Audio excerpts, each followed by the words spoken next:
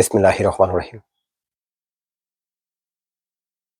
বর্তমানে ভারত এবং বাংলাদেশের মধ্যে একটি রাজনৈতিক সম্পর্কের টানাপোড়েন চলছে। তবে আশার কথা হচ্ছে ভারতের পররাষ্ট্রমন্ত্রী এবং বাংলাদেশের পররাষ্ট্রমন্ত্রী ঢাকায় একটি বৈঠকে মিলিত হয়েছে। তারা নিজ নিজ দেশের পক্ষে বিভিন্ন ধরনের বিষয় উত্থাপন করে আলাপ আলোচনা করেছে। ভারতীয় বিভিন্ন গণমাধ্যম এবং বাংলাদেশের গণমাধ্যম এই বৈঠকটিকে গুরুত্বের সঙ্গে তাদের পত্রপত্রিকা এবং খবরের হেডলাইন করেছে। আমরা যদি লক্ষ্য করি তাহলে এই বৈঠকের যে বিষয়গুলো আলোচনা করা হয়েছে সেগুলো অত্যন্ত পরিষ্কারভাবে আমরা লক্ষ্য করব। ভারতের পররাষ্ট্রমন্ত্রী বিক্রম মিশ্রি এবং বাংলাদেশের পররাষ্ট্রমন্ত্রী জসিমউদ্দিন তাদের নিজ নিজ দেশের পক্ষ থেকে বিভিন্ন বিষয় এই বৈঠকে উত্থাপন করেছেন।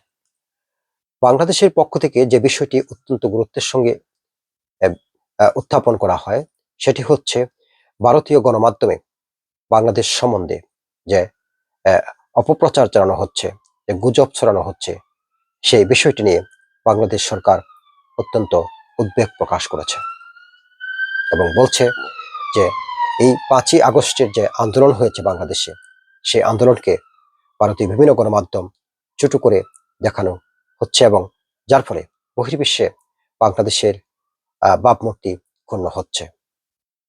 এই প্রসঙ্গে ভারতের পররাষ্ট্রমন্ত্রীর সুস্পষ্ট বক্তব্য হচ্ছে, যেসব গণমাধ্যমে এই খবরগুলো প্রচার হচ্ছে সেসব গণমাধ্যম ভারতের সরকার ওন করে না, আর এগুলো ভারতের সরকারের কোনো বক্তব্য নয়, আর ভারতীয় সরকার এই গণমাধ্যমগুলোকে নিয়ন্ত্রণ করে না। আরেকটি বিষয় ভারতের পররাষ্ট্র সচিবের কাছে বাংলাদেশের পররাষ্ট্র সচিব জানিয়েছে, সেটি হচ্ছে যে সাবেক প্রধানমন্ত্রী শেখ হাসিনা ভারতে অবস্থান করছেন এবং তিনি সেখানে অবস্থান করে বিভিন্ন ধরনের বক্তব্য এবং বিবৃতি দিচ্ছেন, যা বাংলাদেশ ভালোভাবে নিচ্ছে না। এ প্রসঙ্গে ভারতের পররাষ্ট্র সচিব পরিষ্কারভাবে বলছেন যে শেখ হাসিনার ভারতে অবস্থান বাংলাদেশ এবং ভারতের মধ্যে কূটনৈতিক সম্পর্কে কোনো প্রভাব ফেলে না। অপরদিকে ভারতের পররাষ্ট্র সচিব বাংলাদেশের পররাষ্ট্র সচিবের কাছে তার কিছু বিষয় উত্থাপন করেছেন। তাদের মধ্যে প্রথম যে বিষয়টি তিনি উত্থাপন করেছেন সেটি হচ্ছে বাংলাদেশের সংখ্যালঘুদের উপর নির্যাতনের বিষয় তিনি ভারতের সরকারের উদ্বেগ উৎকণ্ঠার কথা জানিয়েছেন। এ প্রসঙ্গে ভারতের পররাষ্ট্র সচিব সুস্পষ্ট বক্তব্য দিয়ে বলছেন যে এটা বাংলাদেশের অভ্যন্তরীণ বিষয়, বাংলাদেশের অভ্যন্তরীণ বিষয়ে বাহিরের কোনো রাষ্ট্র হস্তক্ষেপ করুক সেটা বাংলাদেশ চায় না। তার পরবর্তীতে যে বিষয়টি উত্থাপন করা হয় ভারতের পক্ষ থেকে সেটা হচ্ছে বাংলাদেশে বিভিন্ন ধর্মীয় প্রতিষ্ঠান, কালচারাল সেন্টার এবং অন্যান্য প্রতিষ্ঠানে যে আক্রমণ হচ্ছে সে বিষয়েও ভারত উদ্বিগ্ন এবং এই বিষয়টি তিনি পরিষ্কার করে বুঝতে চান। বাংলাদেশের পক্ষ থেকে বলা হচ্ছে যে এ বিষয়ে তারা যথাযথ পদক্ষেপ গ্রহণ করছে এবং করবে। উল্লেখ্য যে 5ই আগস্টের আন্দোলনের পর বাংলাদেশে অবস্থিত ইন্দিরা গান্ধী কালচারাল সেন্টারে একটি আক্রমণ হয় এবং কালচারাল সেন্টারটি আগুন দিয়ে পুড়িয়ে দেওয়া হয়।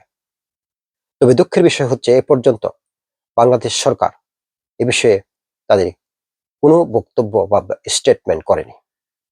অন্যদিকে ভারতের আগরতলায় বাংলাদেশের ডেপুটি হাই কমিশনে ভারতীয় নাগরিকরা আগুন দেয় এবং আমাদের জাতীয় পতাকাকে অবমাননা করে, যা অত্যন্ত একটি লজ্জার বিষয় এবং দুঃখের ঘটনা।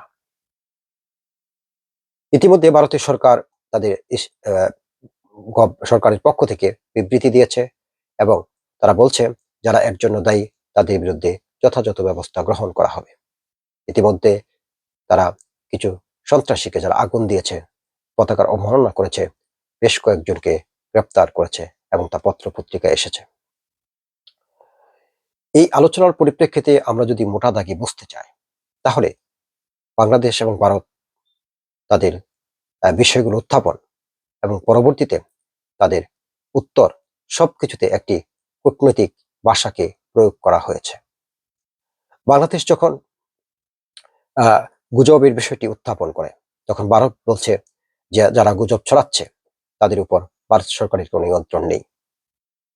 অন্যদিকে যখন ভারত বলছে সংখ্যালঘুদের উপর নির্যাতন হচ্ছে বাংলাদেশে, সে ব্যাপারে বাংলাদেশ সরকারের মনোভাবের কথা তিনি বুঝতে চাচ্ছেন, তখন বাংলাদেশের পক্ষ থেকে বলা হচ্ছে এটা বাংলাদেশের অভ্যন্তরীণ বিষয়, তারাই এই বিষয়টি নিয়ন্ত্রণ করবে এবং অন্য কোনো রাষ্ট্র বিষয়ে হস্তক্ষেপ করুক এটি তারা চান না।